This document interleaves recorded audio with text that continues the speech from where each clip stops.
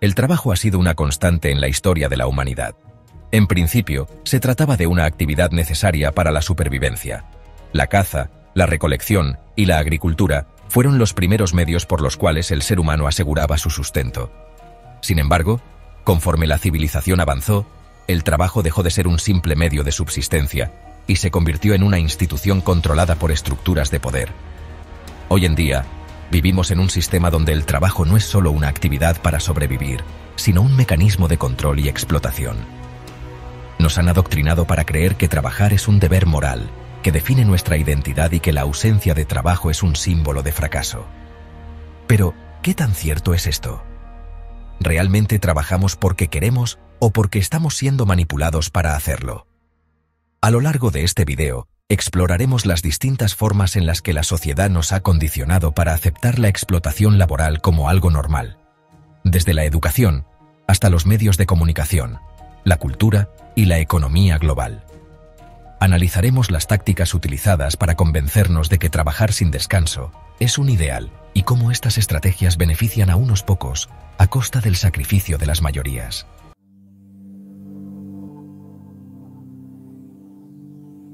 La vida en las antiguas civilizaciones: menos trabajo, más plenitud. Para comprender cómo nos manipulan para trabajar en el mundo moderno, es crucial contrastar nuestra realidad con la de las antiguas civilizaciones.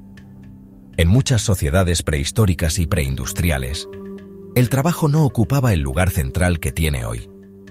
Estudios antropológicos y arqueológicos han demostrado que los cazadores-recolectores, por ejemplo, dedicaban solo unas pocas horas al día a actividades relacionadas con la subsistencia. El resto del tiempo lo empleaban en actividades sociales, artísticas, espirituales y de ocio. El antropólogo Marshall Sahlins, en su obra La economía de la Edad de Piedra, acuñó el término sociedad opulenta primitiva para describir a estas comunidades. Sahlins argumenta que, a pesar de no tener acceso a la tecnología moderna, estas sociedades disfrutaban de una abundancia relativa porque sus necesidades eran limitadas y sus deseos estaban en sintonía con los recursos disponibles. No trabajaban para acumular riquezas, sino para satisfacer necesidades inmediatas. Esto les permitía dedicar tiempo a actividades que enriquecían sus vidas de manera integral. Narración de historias, rituales, danza, arte y fortalecimiento de los lazos comunitarios. En las primeras civilizaciones agrícolas, como las de Mesopotamia o el antiguo Egipto, el trabajo tampoco consumía la totalidad de la vida de las personas. Aunque la agricultura requería más esfuerzo que la caza y la recolección, las jornadas laborales seguían siendo mucho más cortas que las actuales. Los registros históricos indican que, en el antiguo Egipto, por ejemplo, los trabajadores agrícolas tenían días festivos frecuentes y participaban en festivales religiosos que ocupaban una parte significativa de su tiempo. La vida no giraba en torno al trabajo, sino en torno a la comunidad, la espiritualidad y el disfrute de la existencia. La felicidad en estas sociedades no estaba ligada a la acumulación de bienes materiales, sino a la satisfacción de necesidades básicas y al fortalecimiento de los vínculos humanos. Estudios científicos modernos, como los del psicólogo Mihaly Csikszentmihalyi, han demostrado que la felicidad está más relacionada con el flujo, un estado de concentración y disfrute en una actividad, y con las conexiones sociales que con la posesión de bienes materiales. En las sociedades antiguas, estas condiciones se cumplían de manera natural. Las personas pasaban tiempo juntas, compartían historias, participaban en rituales y se sentían parte de un todo mayor. En contraste, el hombre moderno, a pesar de tener acceso a comodidades y tecnologías impensables en el pasado, reporta niveles de felicidad significativamente más bajos. Según el Informe Mundial de la Felicidad publicado anualmente por la ONU, los países más ricos no son necesariamente los más felices. Esto sugiere que el progreso material no ha traído consigo una mayor satisfacción vital. Por el contrario, la obsesión por el trabajo y el consumo ha alienado a las personas de sus necesidades más profundas, la conexión humana, el sentido de propósito y el tiempo para disfrutar de la vida. Con el surgimiento de las primeras civilizaciones, y especialmente con la revolución agrícola, se produjo un cambio radical en la forma en que los seres humanos se relacionaban con el trabajo. La agricultura permitió la acumulación de excedentes, lo que a su vez llevó a la creación de jerarquías sociales y a la aparición de las primeras élites. Estas élites necesitaban justificar su posición y controlar a las masas, y lo hicieron a través de la creación de narrativas que glorificaban el trabajo y el sacrificio. El filósofo Jean-Jacques Rousseau, en su obra Discurso sobre el origen y los fundamentos de la desigualdad entre los hombres, argumentó que la civilización no fue un paso hacia la libertad, sino hacia la esclavitud. Según Rousseau, los seres humanos en estado natural eran libres y felices, pero la propiedad privada y la organización social los corrompieron. La civilización, en lugar de liberar a las personas, las encadenó a sistemas de poder que les exigían renunciar a su autonomía a cambio de una ilusión de seguridad y progreso. Esta idea se refuerza con el análisis del historiador Yuval Noah Harari en su libro Sapiens, de animales a dioses. Harari sostiene que la revolución agrícola fue el mayor fraude de la historia. Aunque permitió el crecimiento de la población y el desarrollo de la cultura, también condujo a una vida más dura y menos satisfactoria para la mayoría de las personas. Los agricultores trabajaban más horas que los cazadores-recolectores, su dieta era menos variada y estaban más expuestos a enfermedades y a la opresión de las élites. Con el tiempo, las élites perfeccionaron las técnicas de manipulación para asegurar que las masas aceptaran su lugar en el sistema. Una de las herramientas más poderosas fue la creación de narrativas que convertían el trabajo en un deber moral.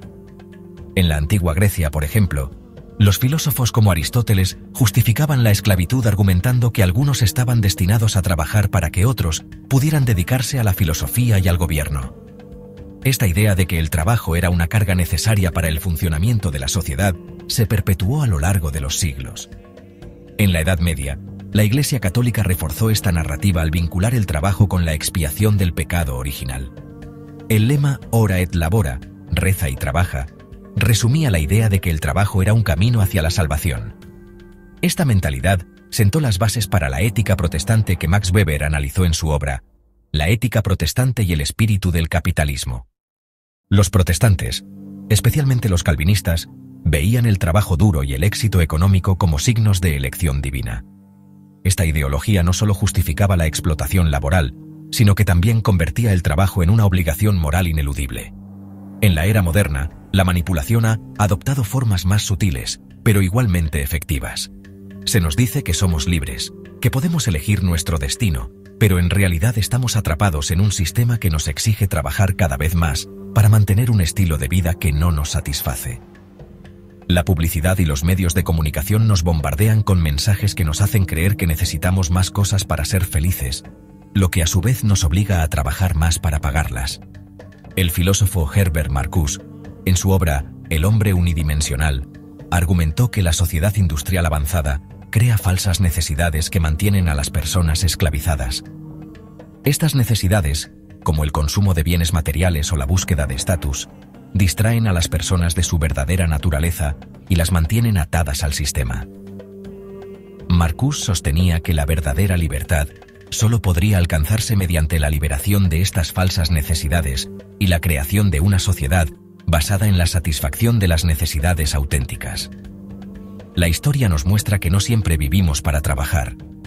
En las sociedades antiguas, el trabajo era una parte más de la vida, no su centro. La felicidad se encontraba en la conexión con los demás, en la expresión creativa y en el disfrute del presente. Con la entrada de la civilización, renunciamos a esta libertad a cambio de una ilusión de progreso y seguridad.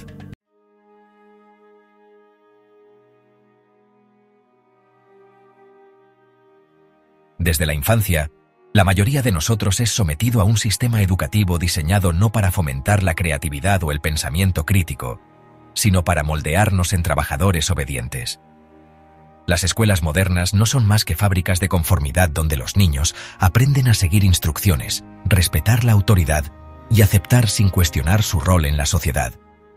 El modelo de educación pública fue diseñado durante la Revolución Industrial con el objetivo de producir trabajadores eficientes para las fábricas.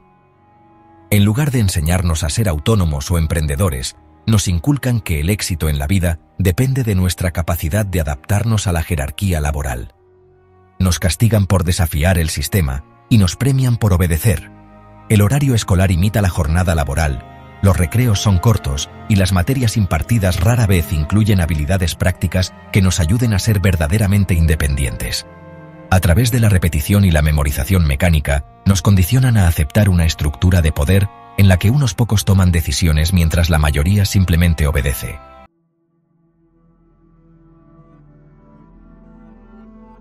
En el mundo moderno, el tiempo se ha convertido en una mercancía más. La jornada laboral de 8 horas, que en su momento fue una conquista de los movimientos obreros, ha sido distorsionada hasta el punto de que muchas personas trabajan más horas que nunca, a menudo sin una compensación justa. La tecnología, en lugar de liberarnos, nos ha encadenado aún más a nuestros trabajos. Los correos electrónicos, las aplicaciones de mensajería y las redes sociales han borrado los límites entre el trabajo y la vida personal. Las empresas han aprendido a explotar nuestra necesidad de validación y reconocimiento. El concepto de hustle culture, cultura del esfuerzo, glorifica el exceso de trabajo y estigmatiza el descanso. Se nos dice que si no estamos trabajando constantemente, no somos lo suficientemente ambiciosos o dedicados. Esta narrativa no solo es falsa, sino también peligrosa, ya que lleva a muchas personas a sacrificar su salud mental y física en aras de una productividad ilusoria.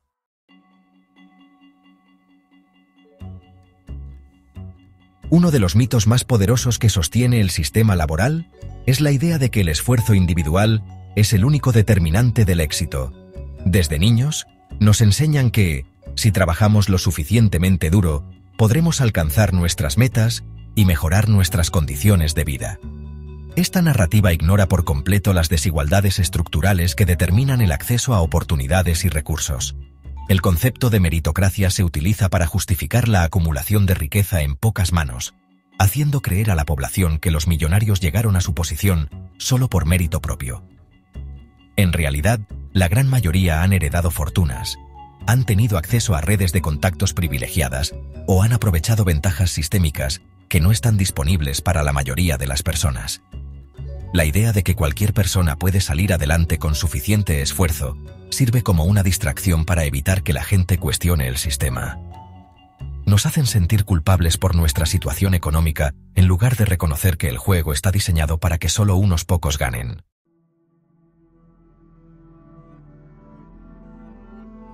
La cultura del trabajo ha sido moldeada para hacer que la explotación sea vista como algo normal, e incluso admirable.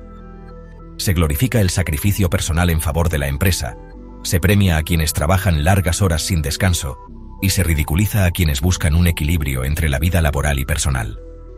Los medios de comunicación y las redes sociales refuerzan constantemente la idea de que el trabajo define nuestro valor como personas. Películas, series y publicidades nos muestran historias de éxito basadas en la capacidad de las personas para sacrificarse en el trabajo, mientras que aquellos que buscan una vida más relajada son retratados como perezosos o fracasados. La precarización del empleo ha sido presentada como una consecuencia inevitable del progreso. Contratos temporales, salarios bajos y ausencia de beneficios son justificados bajo la premisa de que así es el mundo moderno. Nos han hecho creer que debemos sentirnos agradecidos por tener un empleo, sin importar las condiciones en las que trabajamos. Esta manipulación mediática también tiene un impacto profundo en la autoimagen de los trabajadores. Muchos sienten culpa por tomarse descansos o por querer disfrutar de su tiempo libre, ya que se les ha enseñado que la productividad es su único valor como individuos.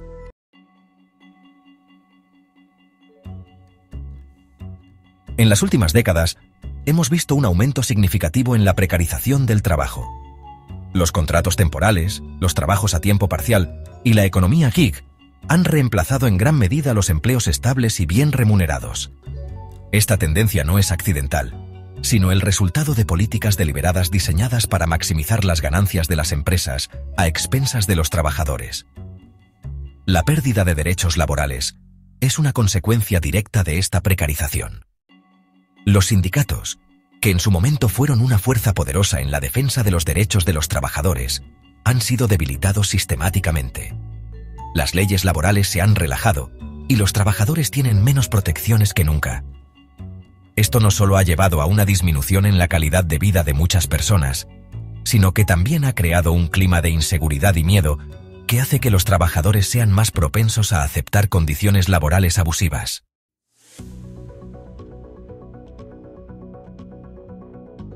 Las empresas han aprendido a utilizar la psicología para manipular a sus empleados. Se han apropiado del lenguaje del desarrollo personal y el crecimiento emocional para hacer que los trabajadores acepten condiciones precarias con una sonrisa. Términos como «somos una familia», «ponle pasión a tu trabajo y tienes que amar lo que haces» son utilizados para desviar la atención del hecho de que los trabajadores están siendo explotados. Nos hacen sentir que, si no estamos completamente comprometidos con la empresa, somos traidores o perezosos. Pero la realidad es que el trabajo es un contrato, no una relación emocional.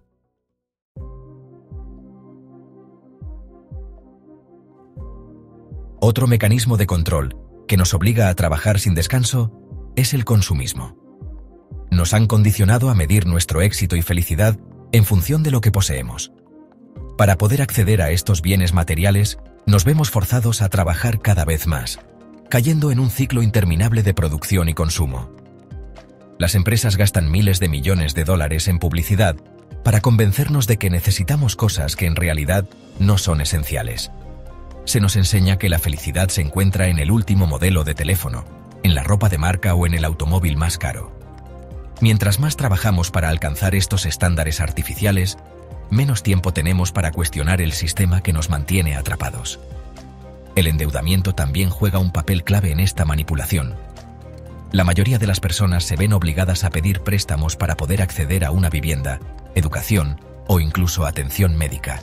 Esta deuda nos ata de por vida a un sistema que nos exige trabajar sin descanso solo para poder sobrevivir.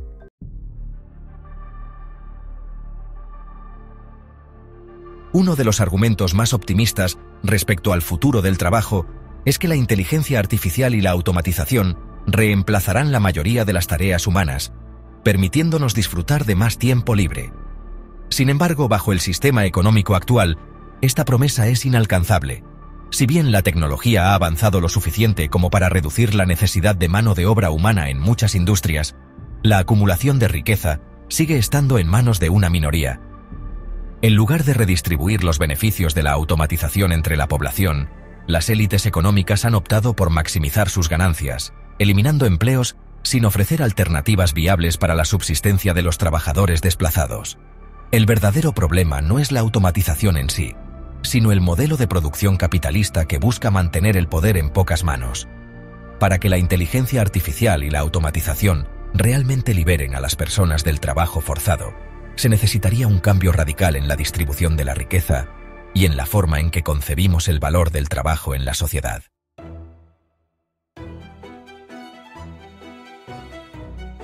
A pesar de la omnipresencia de estas estructuras de control, hay signos de resistencia.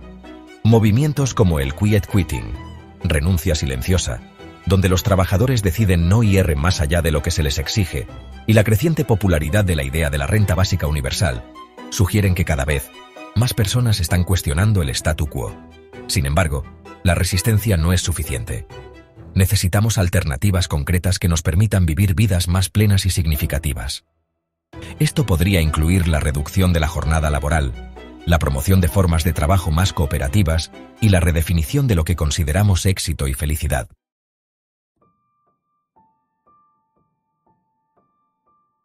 El sistema laboral actual no es una consecuencia natural de la evolución humana, sino el resultado de un diseño cuidadosamente elaborado para beneficiar a unos pocos a expensas de las mayorías. A través de la educación, la cultura, la propaganda y la estructura económica, nos han manipulado para aceptar la explotación como algo inevitable. Sin embargo, no estamos obligados a seguir este modelo. A medida que más personas toman conciencia de estas dinámicas, surge la posibilidad de cuestionarlas y buscar alternativas.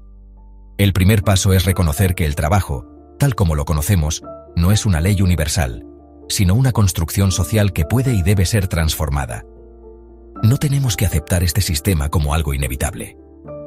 Al entender cómo nos manipulan, podemos comenzar a imaginar y luchar por un mundo en el que el trabajo no sea una carga, sino una fuente de significado y satisfacción. Debemos dejar de glorificar la sobreexplotación y empezar a valorar el tiempo libre, el ocio creativo y la vida en comunidad. La verdadera libertad no se encuentra en trabajar más, sino en tener la capacidad de decidir cómo queremos vivir nuestras vidas.